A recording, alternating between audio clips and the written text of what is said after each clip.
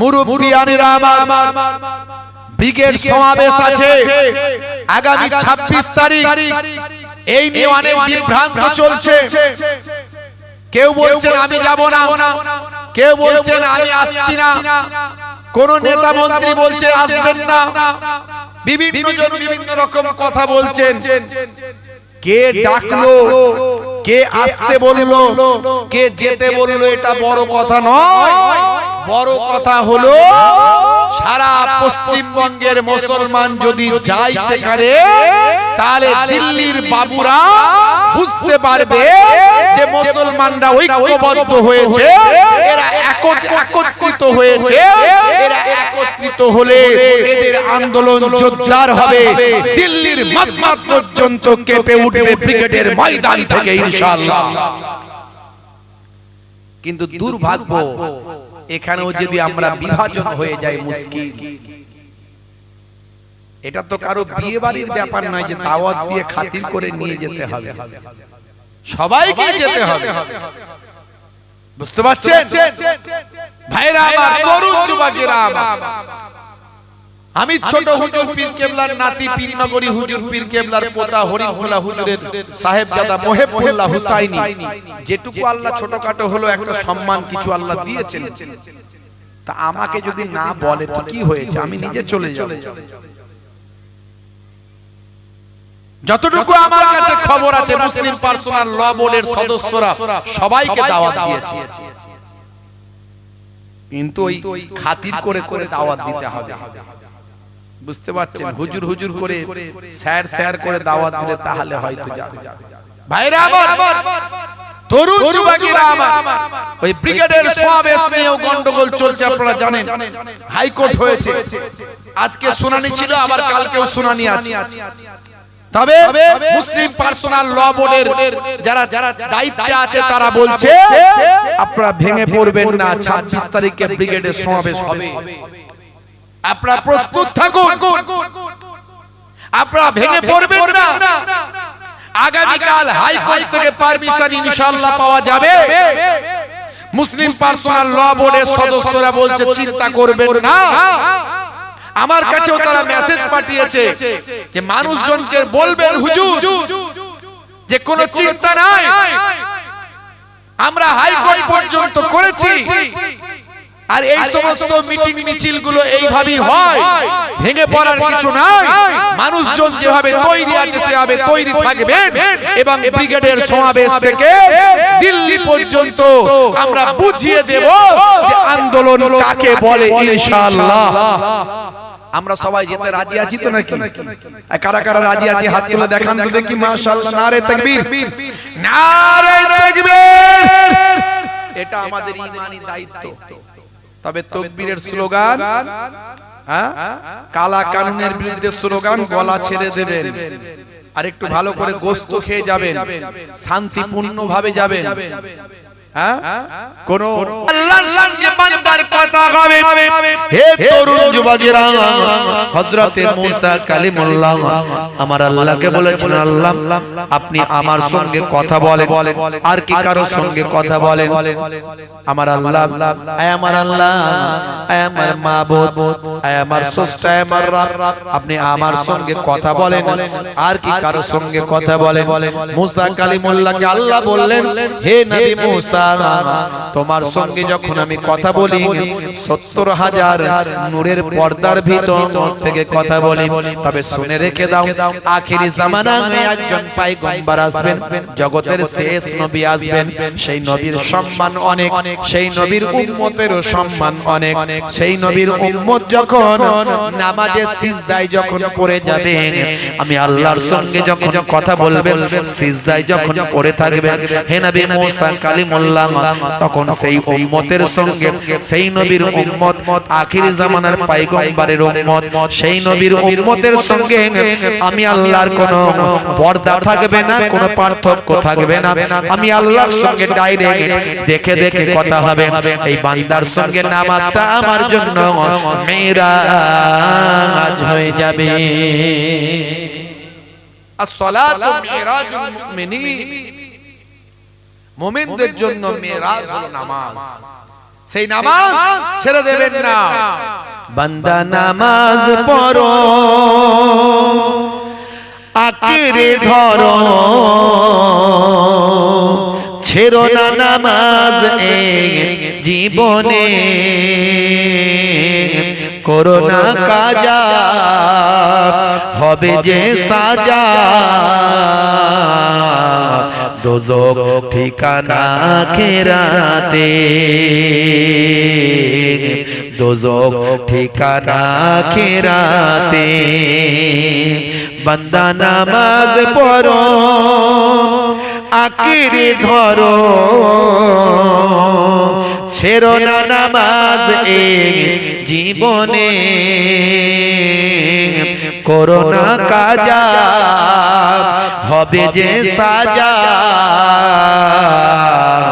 দোজখ ঠিকানা আখিরাতে, দোজখ ঠিকানা আখিরাতে। নামাজ না পড়লে কি হবে? ঠিকানা দোজখ হবে, জাহান্নাম হবে।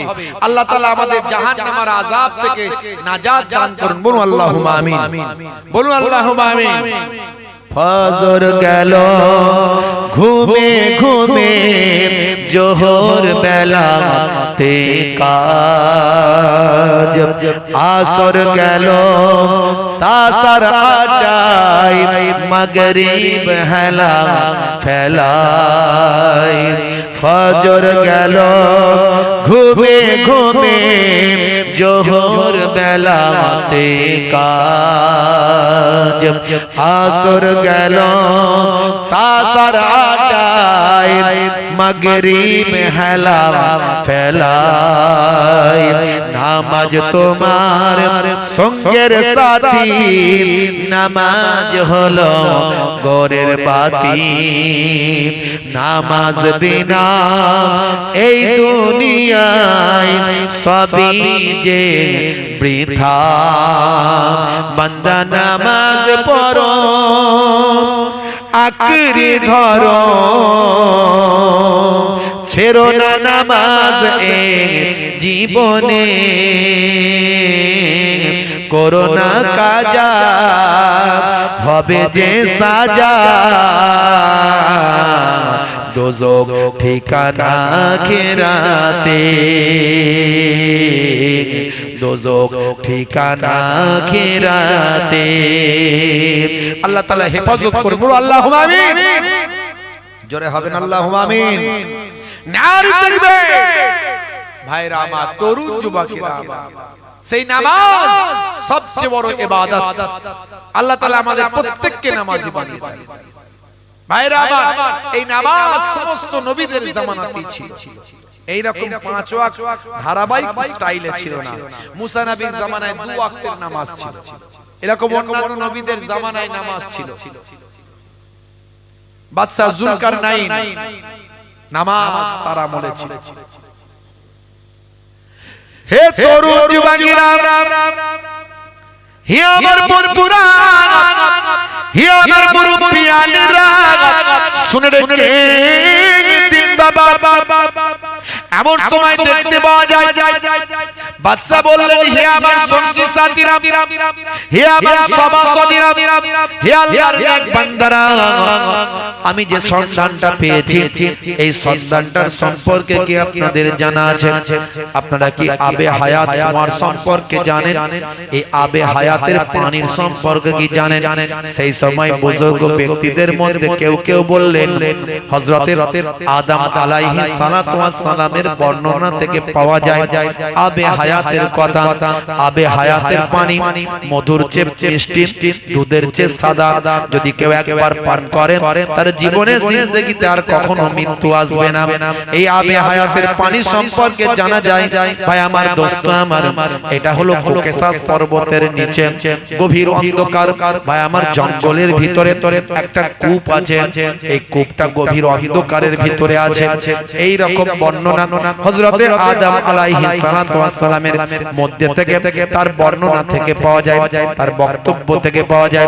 হে তরুণ যুবকেরা, হে আমার বন্ধুরা, একদিকে বসেছিলেন হযরতে লোকমান হাকিম, আর একদিকে বসেছিলেন হযরতে খিজির আলাইহিস সালাম, আর সামনে আরো বসে আছেন আল্লাহওয়ালা মানুষ।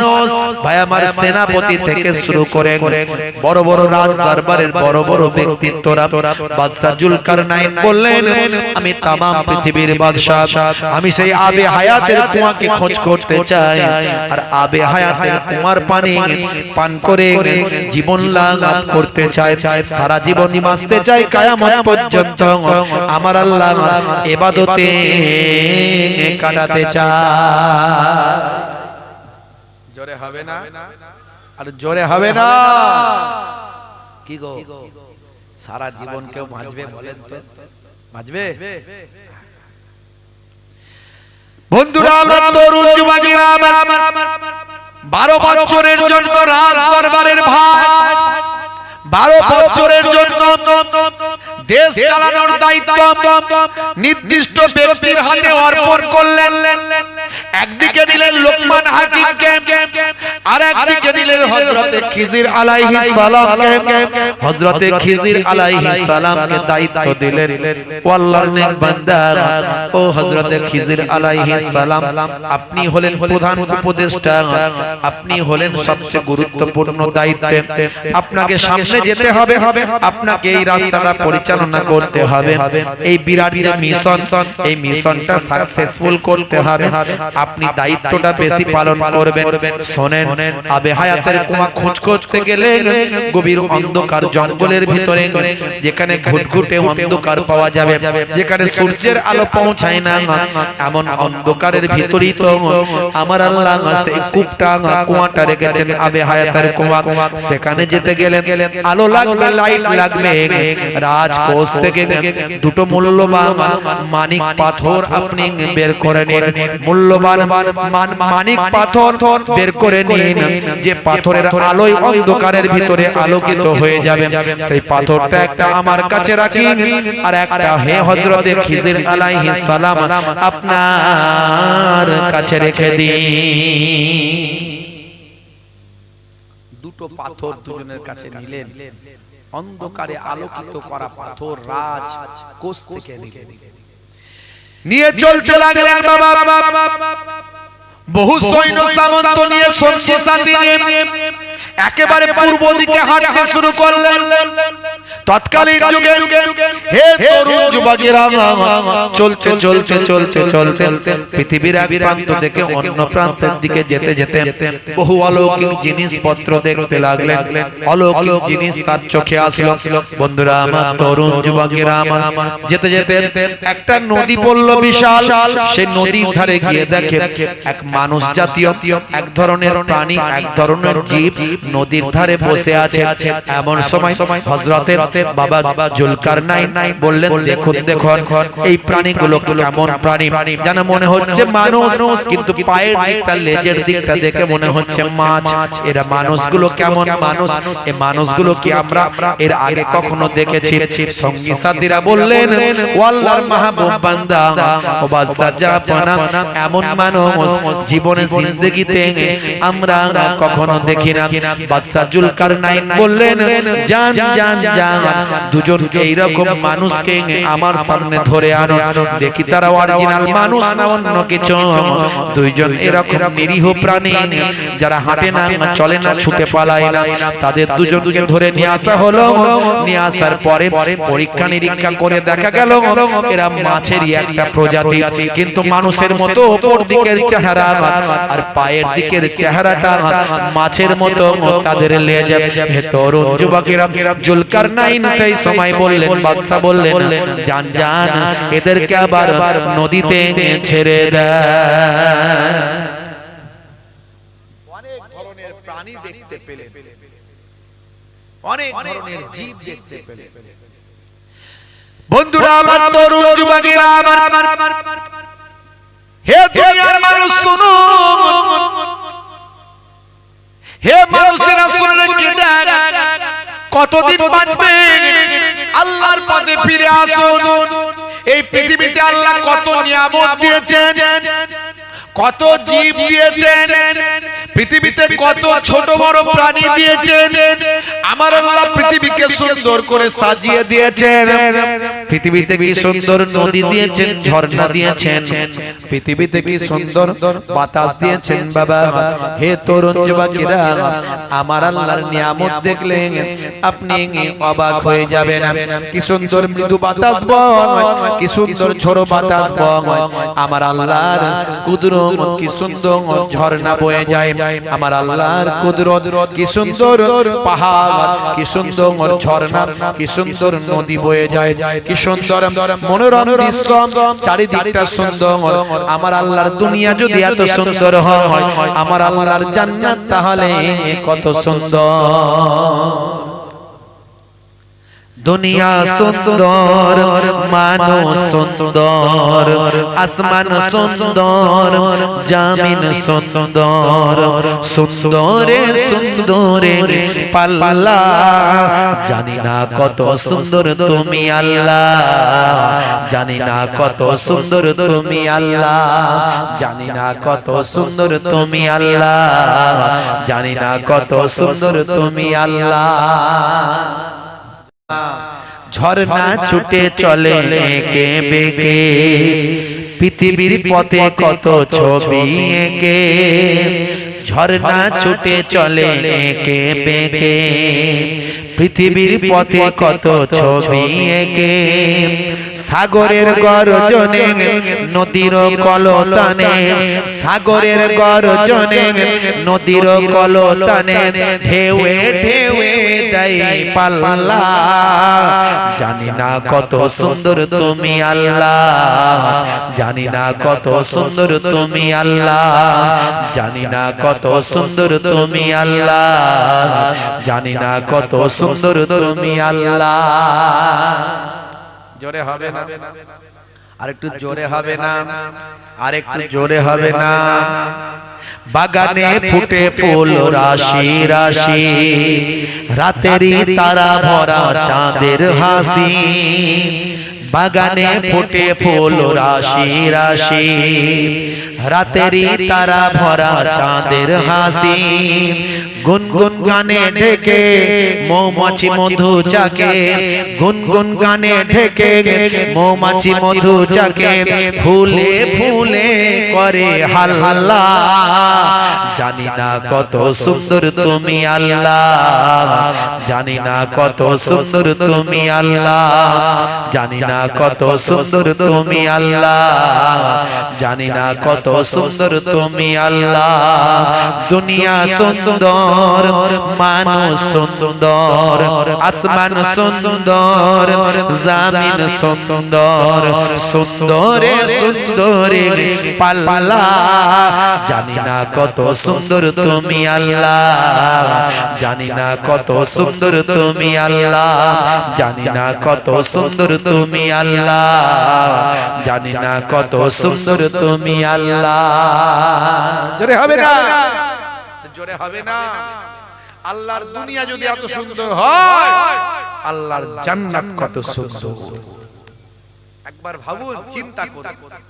তাই বেশি বেশি ইবাদত করার জন্য বাদশা জুলকারনাইন তিনি অস্থির হয়ে গেলেন। বন্ধুরা আমার, তরুণ যুবকেরা আমার, আরো বেশ কিছুটা চলে গেলেন। সেখানে গিয়ে দেখলেন, হে তরুণ যুবকেরা, হে আমার মুরব্বিয়ানেরা, একটা ভাই আমার বিশাল উঁচু প্রাচীর দেখতে পেলেন। এই প্রাচীরের ভিতরে কি আছে ভাই আমার দেখার চেষ্টা করলেন, চিন্তা করলেন প্রাচীরের ভিতরে কি আছে দেখতে হবে। এই চিন্তা করলেন বাদশা জুলকারনাইন। হে যুবকেরা, হে আমার বন্ধুরা, এই চিন্তা করে অনেক চেষ্টা প্রচেষ্টা করে একজনকে ভিতরে পাঠালেন, যাও দেখে সে খবরটা দাও। যে গেল সে আর ফিরলো না, যে গেল সে আর এলো না। ভাই আমার দোস্ত আমার, বাদশা জুলকারনাইন দ্বিতীয় আর একজনকে পাঠানোর চেষ্টা করলেন। তিনিও কষ্ট করে প্রাচীরটা টপকালেন, টপকে যখন ওপারে গেলেন তিনি আর ফিরে এলেন না। বাদশা জুলকারনাইন বুঝলেন এটা খুব ভয়ঙ্কর জায়গা আছে, এই জায়গায় আর কাউকে পাঠানোর দরকার নাই।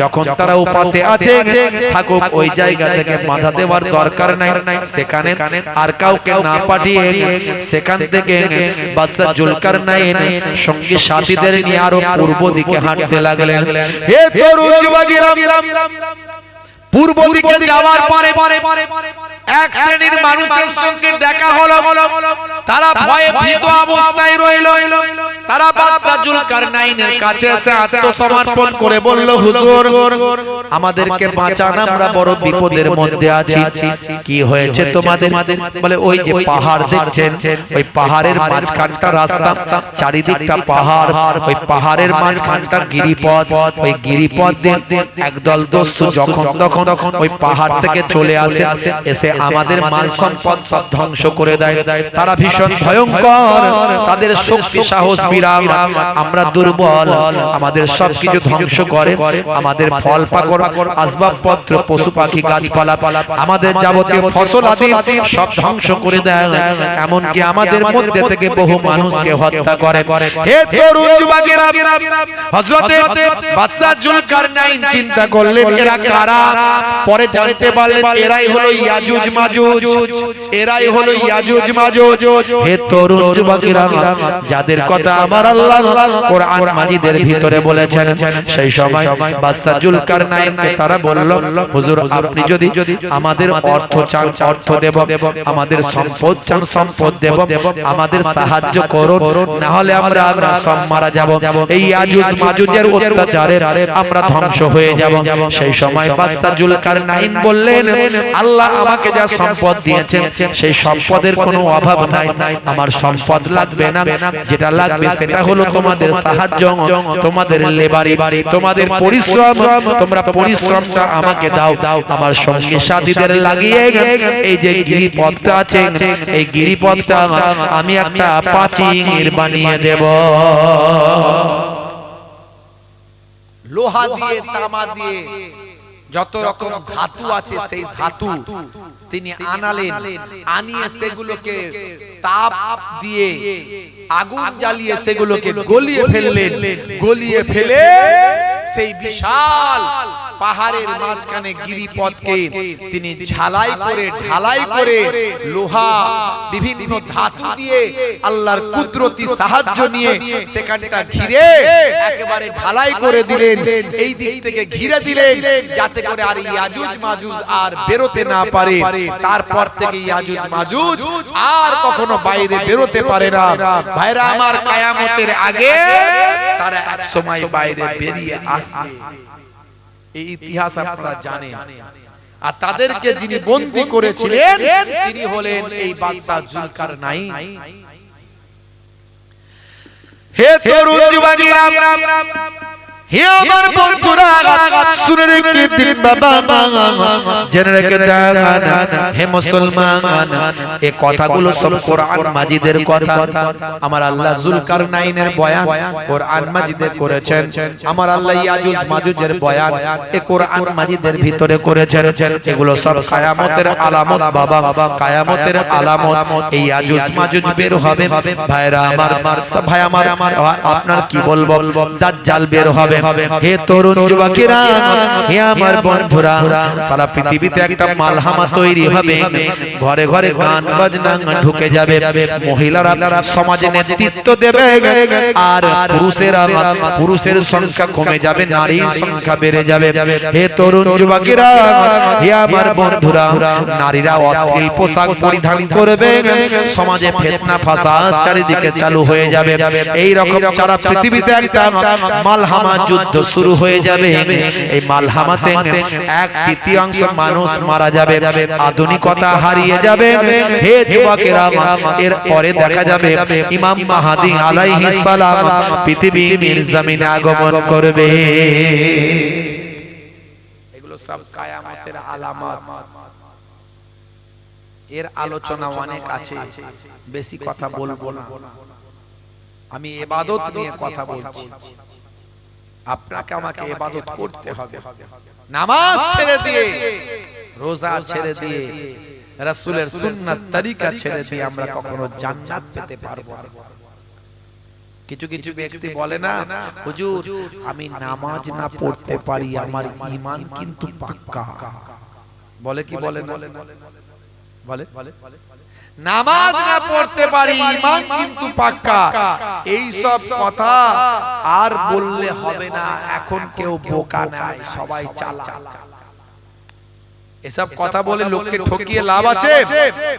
যে নামাজ পড়বে না, নামাজ ছেড়ে দিয়েছে, তার ঈমান কখনো পাকা হতে পারে না। যদিও ঈমান থাকে, সেটা দুর্বল ঈমান। আমি নামাজ পড়তে পারি না, ঈমান আমার পাক্কা, পাকামো করার জায়গা খুঁজে পাওনি। কবরে দেওয়ার পরে ঈমানের পরে যখন আমলের প্রশ্ন আসবে, সবচেয়ে আগে নামাজের সম্পর্কে জিজ্ঞাসা করা হবে। বান্দা নামাজ পড়তে?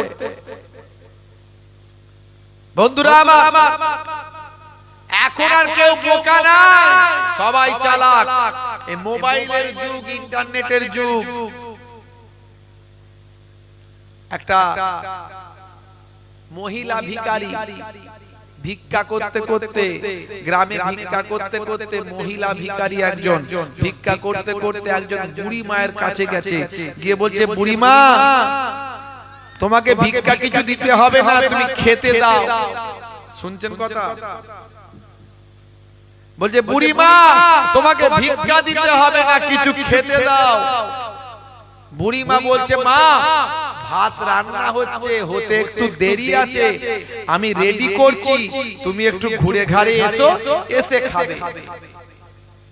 তখন ওই ভিখারি মহিলা বলছে, মাগো, আমার কি অত সময় আছে এসে বসে থাকার?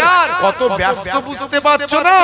আমি আমার ফোন নাম্বারটা দিচ্ছি, তোমার ভাতটা সব রেডি হয়ে গেলে আমাকে মিস কল মেরে দিও। বুঝতে পারছো? বুড়ি মাও তো এখনকারের বুড়ি মা। বলছে, হ্যাঁ গো মা, মিস কল মারার কি দরকার আছে বলো, অত ঝামেলার দরকার নাই। তো এক কাজ করব, সব রেডি হয়ে গেলে আমি ছবি তুলে হোয়াটসঅ্যাপে পাঠিয়ে দেব, আর তুমি ডাউনলোড করে খেয়ে নেবে। বুঝতে পারছো? আর বোকা কেউ নাই। আমি নামাজ পড়ি না, ঈমান পাক্কা, ওসব কথা বলে লাভ নাই। নামাজ ছেড়ে দিয়ে কেউ জান্নাতে যেতে পারবে না। আর ইবাদতের জন্যই জুলকারনাইন সারা জীবন বাঁচতে চায়। হে তরুণ যুবকেরা, হে আমার বন্ধুরা, শুনে রেখে দিন বাবা, জেনে রেখে দেন হে মুসলমান, এই নামাজকে কায়েম করার জন্য আমার আপনার নবী কত কষ্ট করেছেন। এই নামাজকে কায়েম করার জন্য আমার আপনার নবী কত আঘাত সহ্য করেছেন। নামাজকে কায়েম করার জন্য আমার আপনার নবী মার খেয়েছেন, জুলুম অত্যাচার সহ্য করেছেন। আমার আপনার নবী সারা শরীরটা লালে লাল হয়ে গিয়েছে এই নামাজকে কায়েম করার জন্য। তায়েফের মাটিতে গিয়েছেন, দয়ার নবী আমার রক্তাক্ত হয়েছেন এই নামাজকে কায়েম করার জন্য। হে মুসলমান, তুমি নবীর উম্মত বলে দাবি করো, আর যদি নামাজ ছেড়ে দাও রে উম্মত, নবী পাকের দরবারে কাল কিয়ামতের দিনে কেমন করে নাজাত পাবে, আল্লাহর নবীর কাছে কেমন করে জবাব দেবে। মনে রাখবেন, আমাকে আপনাকে মৃতদেহ কবরে দেওয়ার পরে, কবরে যদি কেউ উপকার করে, সেটা আর অন্য কেউ করবে না। আমার আপনার দয়ার নবী আমার আপনার নাজাতের জন্য উপকার করবে। হাজারো ব্যথা বেদনার পরে ফিরে আসুনি তুমি আপন ঘরে, দিনের আলো তুমি ছড়িয়ে দিতে চলে গেলে মদিনায় মক্কা ছেড়ে। হে রাসূল, তোমাকে ভুলি আমি কেমন করে।